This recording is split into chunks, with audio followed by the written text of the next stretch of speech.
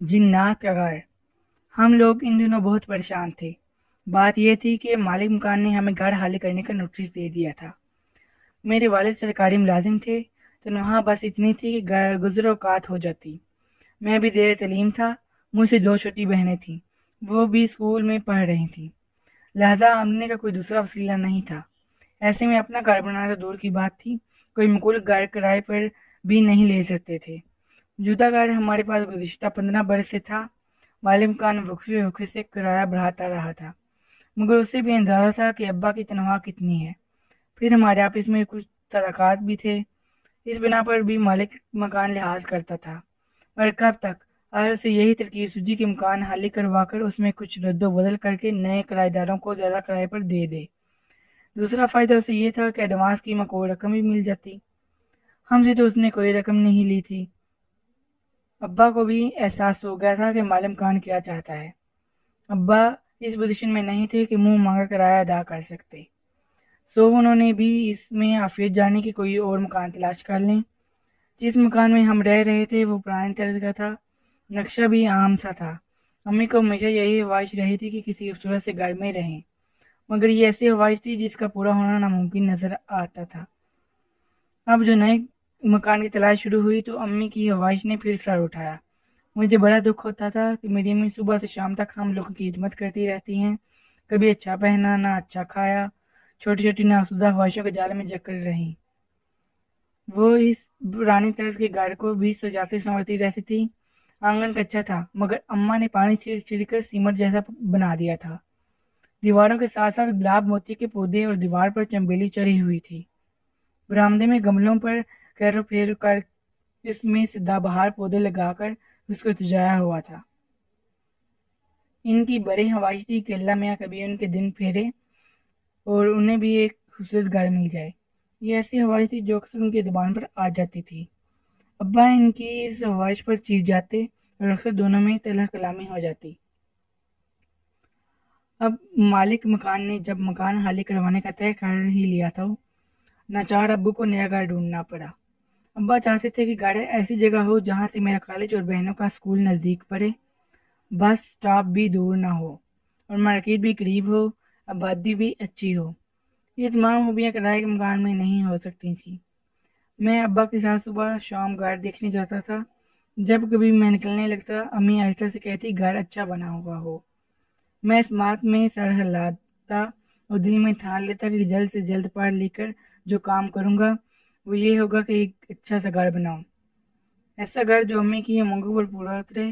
ابا تو یہ کام زندگی بھر نہیں کر سکیں گے۔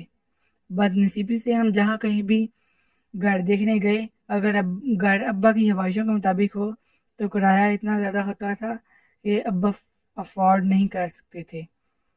اگر کرایہ کم ہوتا تو مرغی کے ڈربے جیسا فلیٹ یا مکان ملتا، ایسا خراب کہ جس میں رہنے کا تصور نہ کیا جا سکے۔ جس دوران ہم گھر ڈھونڈ رہے تھے، ابا کی ملاقات ایک شخص سے ہو گئی جو ایک اسٹیٹ ایجنسی کا مالک تھا۔ اس نے بتایا کہ اس کے پاس کئی مناسب گھر مناسب کرائے پر موجود ہیں۔ ایک گھر کی تو اس نے اتنی تعریف کی کہ وہ بہت خوبصورت اور بالکل نیا مکان ہے۔ جن لوگوں نے وہ گھر بنوایا تھا وہ مالک مکان امریکہ چلے گئے ہیں اور ہدایت کر گئے ہیں بے شک کرایہ زیادہ نہ لینا، مگر ایسے لوگوں کو دینا جو گھر رکھنا جانتے ہوں۔ وہ تو چوکیدار رکھ کر جا رہے تھے، مگر میں نے مشورہ دیا کہ چوکیدار بھی گھر کی حفاظت نہیں کر سکے گا۔ آج کل چوکیدار چارپائیاں توڑتے رہتے ہیں اور گھر غفلت کی نظر ہو جاتا ہے۔ بچے شیشے توڑ دیتے ہیں، دیواروں سے کود کر پھول پودے اجاڑ دیتے ہیں۔ اس نے مزید بتایا کہ گھر بہت اچھا ہے، بس آبادی سے ذرا سا دور ہے، تھوڑا سا بدل چلنے کے بعد اسٹاپ موجود ہے اور بازار وغیرہ بھی ہے۔ ابا خیال تھا کہ جیسا گھر وہ بتا رہا ہے اس کا کرایہ بہت زیادہ ہوگا، پھر آبادی سے دور ہوگا تو میری بہنوں اور مجھے اسکول جانے میں دقت ہوگی۔ ابا تو اپنی 20 سالہ پرانی بائک پر آفس چلے جاتے تھے۔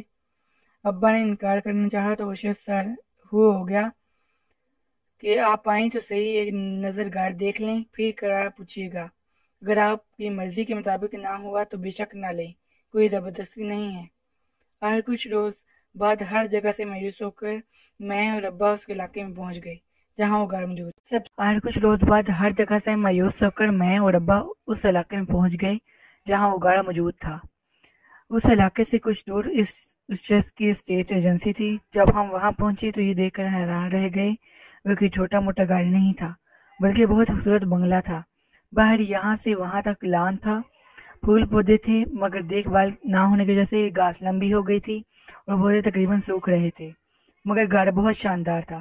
3 bedrooms, drawing room, American kitchen, tiles لگے باتھ رومز، ان میں خوبصورت ٹب اور جدید طرز کے نلکے اور شاور لگے ہوئے تھے۔ یہ تم ہمیں کہاں لے آئے بھائی؟ ابا سٹ پٹا کر بولا۔ ہم اس قابل نہیں کہ اس بنگلے کا کرایہ ادا کر سکیں، ہمیں تو کوئی چھوٹا موٹا گھر چاہیے، یہ محل ہم کیا کریں گے؟ صاحب آپ کو بتایا نا کہ مالک مکان اس کرائے کی فکر میں نہیں ہے، وہ تو یہ چاہتے ہیں کہ اس گھر کی دیکھ بھال ہوتی رہے، ورنہ انہیں تو الٹا چوکیدار کو پیسے دے کر رکھنا پڑتا۔ آپ جتنا کرایہ اس گھر کو دے رہے ہیں جہاں آپ رہتے ہیں اتنا ہی دے دیجیے، میں مطمئن ہو جاؤں گا کہ میں نے کسی شریف آدمی کے حوالے کیا ہے۔ کیا مطلب؟ میں تو اس مکان کے صرف 1500 دیتا تھا۔ ابا نے چھپتی ہوئی نگاہوں سے اسے دیکھا۔ 1500؟ وہ آدمی ذرا چپ ہو گیا۔ اچھا یہ بتائے کہ آپ لوگ گھر کی دیکھ بھال تو صحیح رکھیں گے نا؟ وہ لوگ گھر کا ستیہ ناش کر دیتے ہیں۔ دراصل مجھے میرے دوست نے بتایا تھا کہ آپ کی وائف نے گھر بہت اچھا رکھا ہوا تھا۔ اس شخص نے ابا کے ایسے دوست کا حوالہ دیا جو اتفاق سے اس کا بھی جاننے والا تھا، اور اسی نے اس شخص کی ملاقات کروائی تھی۔ ٹھیک ہے ابا، گھر اچھا ہے، امی تو کتنا خیال رکھتی ہیں گھر کا۔ میں نے فوراً حامی بھر لی۔ شام کو امی کو لے آئیں گے، وہ گھر دیکھ کر خوش ہو جائیں گی۔ میں بائک پر فروخت صبح کو اسٹاپ تک چھوڑ دیا کروں گا، میرے لیے تو اسٹاپ زیادہ دور نہیں ہے۔ اور کیا جوان بچے ہو، اس شخص نے فوراً کہا۔ ابا سوچ میں پڑ گئے، اس کے سوا چارہ بھی نہیں تھا اور کوئی دوسرا گھر بھی دستیاب نہیں تھا، اگر تھا تو کرایہ بہت تھا۔ ٹھیک ہے میں کل لا کر بتاؤں گا، ابا نے جواب دیا۔ میں راستہ بھر ابا کو قائل کرتا رہا کہ ابا گھر بہت اچھا ہے، آس پاس اور بھی گھر بن رہے ہیں۔ پھر مالک مکان طویل عرصے کے لیے باہر گئے ہیں، فی الحال 4-5 برس تک ان کے آنے کی امید نہیں ہے۔ اس عرصے میں نوکر ہو جاؤں گا تو ہم اپنا گھر لے لیں گے۔ دراصل میں چاہتا تھا کہ امی کی ہوش ہو جائیں۔ گھر پہنچ کر سب سے پہلے امی کو خوشخبری سنائی۔ امی تو ایک دم پرجوش ہوگی، اندھیرا نہ ہو جاتا تو میں ابھی چلی جاتی۔ خوش ہو کر بولے، ابا کس کام سے باہر گئے تو میں نے دل کھول کر اس گھر کی تعریفیں کی اور ایک ایک چیز کی تفصیل بتائی۔ امی ساری تفصیل سن کر بہت خوش ہوئیں، کہنے لگی میں نے کچھ پیسے جوڑ رکھے ہیں اور ایک کمیٹی بھی ڈالی ہے تو لمبی مگر جلد مل جائے گی۔ ہم ان پیسوں سے ڈرائنگ روم کے لیے سامان خرید لیں گے۔ امی بڑی دیر تک خواب بنتی رہیں اور میں بھی خوش ہوتا رہا۔ چھوٹی بہنیں بھی خوش ہو رہی تھیں۔ اگلے روز امی، دونوں بہنیں اور میں ایک ٹیکسی میں ابو کے ساتھ روانہ ہوئے۔ ابو نے رات کو بھی کئی بار یہ بات کی کہ گھر کا وادی سے کافی دور ہے، اور راستے میں بھی یہی کہتے رہے۔ میں حیران تھا کہ ابا کو دوسرا گھر مل نہیں رہا، پھر بھی اس گھر کی برائیاں ڈھونڈ رہے ہیں۔ بہرحال ہم سب جب وہاں پہنچے تو امی کی تو بانچیں کھل گئیں، بہنیں بھی خوش ہو گئیں۔ ایک بہن بولی، ہائے یہاں پڑھنے میں کتنا مزہ آئے گا۔ دوسری بولی، شام کو بیڈمنٹن بھی کھیلیں گے۔ امی تو بار بار اندر باہر کا چکر لگا رہی تھی، انہیں یقین نہیں آ رہا تھا کتنا خوبصورت گھر ان کو مل جائے گا۔ وہ بولی، ایسا گھر تو جنگل میں بھی ہو تو میں بہوشی رہ سکتی ہوں۔ پھر ان کی نگاہ ساتھ والے پلاٹ پر پڑی، وہاں بھی ایک نامکمل گھر موجود تھا۔ یہ بھی بن رہا ہے، شاید خدا کرے اچھے پڑوسی ہوں۔ ہم بڑی دیر تک وہاں رہے۔ ابا نے جب سب کو راضی دیکھا تو واپسی پر اسٹیٹ ایجنسی سے بات طے کر کے آ گئے۔ کچھ دن بعد ہم لوگ نئے گھر شفٹ ہو گئے۔ امی نے اور بہنوں نے مل کر گھر کی صفائی کی اور ہفتے بھر میں ہم لوگوں نے نیا گھر سیٹ کر لیا۔ جس دن سارا سیٹنگ مکمل ہو گئی، گھر دمکنے لگا۔ معمولی سے سامان کی وجہ سے گھر بہت اچھا لگ رہا تھا۔ بہنیں کچن میں بڑا دل لگا کر کام کرتی، میں ٹب میں پانی بھر بھر کے نہاتا اور امی سارا دن ہاتھ کی کینچی سے گھاس برابر کرتی۔ انہیں باغبانی کا بہت زیادہ شوق تھا۔ گھر بہت جلد نکل گیا۔ ہم نے ابھی تک آس پاس کی آبادی کو بغور دیکھا تھا، نہ وہاں رہنے والوں کے بارے میں جاننا چاہا تھا۔ ہم سب بہت مطمئن ہو رہے تھے۔ وہ پہلا واقعہ تھا جب سب سے چھوٹی بہن باتھ روم میں نہا رہی تھی، اس کے جسم پر اور منہ پر صابن لگا ہوا تھا۔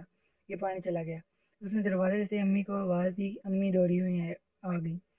انہوں نے کہا کہیں سے کوئی وال بند تو ہو گیا ہوگا، ورنہ پانی تو ہر نلکے سے آ رہا ہے۔ امی اسے بالٹی میں بھر کر پانی دیا۔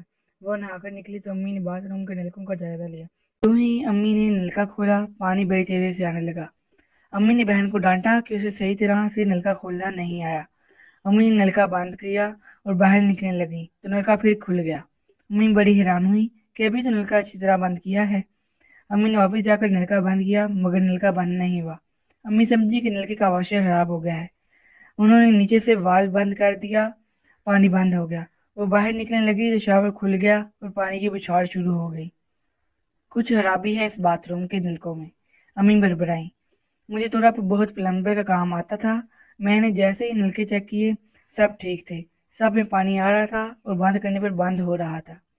हम लोगों ने मामले पर तवज्जो नहीं दी और अपने अपने कामों में मसरूफ हो गए। 2-4 दिन बाद बाथरूम में मुंह धो रहा था, नलका बंद हो गया। मैंने हर नलका चेक किया, न शावर से पानी आ रहा था न टब के नलकों से।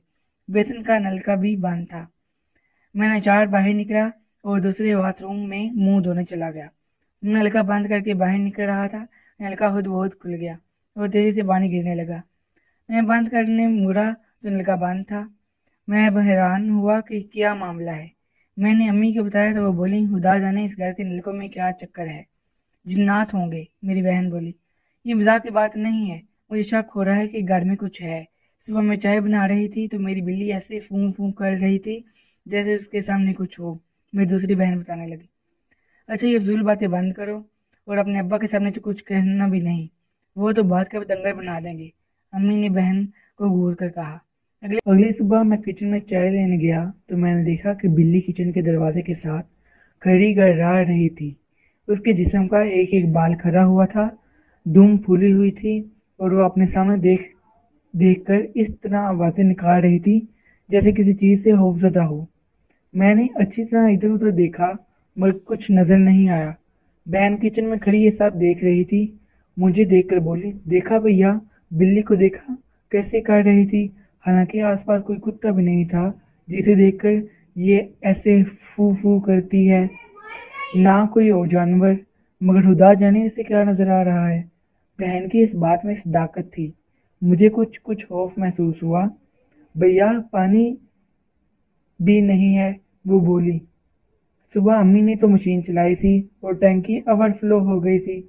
मैंने हैरान होकर कहा, आप खुद देख लें। उसने नलका खोला कर दिखाया, वाकई पानी बंद था। फिर सारे घर के नलके चेक किए, कहीं भी पानी नहीं था। मैंने टंकी को चेक किया, वो ऐसे हाल थी जैसे इसमें कभी पानी था ही नहीं। मैं उलझन का शिकार हो गया। जाकर मोटर चलाई तो मोटर से एक आवाज़ आई, धुआं निकला और मोटर बंद हो गई। लो, एक और मुसीबत आ गई। कॉलेज को देर जो हो रही है। मैंने जाकर टैंक खोला मगर उसमें पत्थर भरे हुए थे। पहले तो आंखों पर यकीन नहीं आया। भागकर अम्मी को बुलाया, उन्होंने भी तस्दीक की कि टैंक में पानी के बजाय पत्थर भरे हुए हैं। अम्मी परेशान हो गई। मैं बराबर वाले प्लाट से पानी भर लाया। यूं सब ने मुंह हाथ धोया और रोजमर्रा के काम में मसरूफ हो गई। दोपहर को घर आया तो अभी तक सब यही बातें कर रहे थे। मैंने बेहाली में हाथ धोने को नलका खोला तो पानी आ रहा था। मैं हैरान होकर चिल्लाया, अम्मी पानी आ रहा है, ये क्या मामला है। अम्मी परेशान हो गई। हमारे एक मामू थे रिश्ते के, वो अब नॉर्मल थे, बहुत कम बात करते थे। खाने को दे दिया तो खा लिया, नहीं तो नहीं खाया। किसी ने मुंह धुलाया तो धो लिया, वरना हफ्तों यूं ही घूमते थे। वो हमारी बड़ी मम्मी के पास रहते थे। बड़ी मम्मी सऊदी अरब जाने की लगी तो उन्हें हमारे पास छोड़ गई। उन्हें आए हुए 1-2 रोज ही हुए थे कि कमरे से उनके चीखने की आवाज़ें आने लगी। इस वक्त सुबह के 4 बज रहे थे। वो बाथरूम के दरवाजे में खड़े थे। जिस तरह बिल्ली किसी चीज़ को देखकर खौफजदा हो जाती थी और उसका रवां रवां खड़ा हो जाता था, इस तरह मामू के सर के बाल खड़े हो गए थे। उनका रंग बाल बिल्कुल सफ़ेद हो रहा था और वो हाथ उठा उठा कर कह रहे थे, ये हमें अंदर नहीं जाने देगा। मैं आगे बढ़ा, अम्मी अब्बा और बहनें सब जमा हो गए। कौन? मामू कौन आगे बढ़ने नहीं दे रहा। मैंने हिम्मत करके आगे बढ़कर पूछा। मुझे वॉशरूम में कुछ नजर नहीं आया। ये उसके दांत बाहर हैं और सर पर सींग हैं। उन्होंने अंधेरे बाथरूम में इशारा किया। अम्मी ने इतनी देर में आयतों का वेद शुरू कर दिया। पता नहीं मामू को क्या नजर आ रहा था। फिर वो अचानक नॉर्मल हो गए। गया गया वो दर्द हो बोले। 3-4 दिन सुकून से गुजरे। मैं लान में बैठा था, असर का वक्त था। کہ اچانک میرے سامنے ایک सांप का फन लहराया। मैं खौफजदा होकर उठने लगा कि घास में सांप निकल आया, मगर सांप से ज्यादा खौफनाक बात यह थी कि सांप किसी अंधे के हाथ में था और वह उसे रस्सी की तरह मेरे चारों तरफ घुमा रहा था। मैं हलक से कोई आवाज भी नहीं निकाल सका और बैठे बैठे पसीने में नहा गया। इस घर में जरूर कोई बला है, कोई असेब है, कुछ भी है जरूर। हमें ये घर फौरन छोड़ देना चाहिए। मैं सोच रहा था। अब्बा ने घर में दाखिल होते मुझे गुमसुम हालत में देखा तो इधर ही चले आए।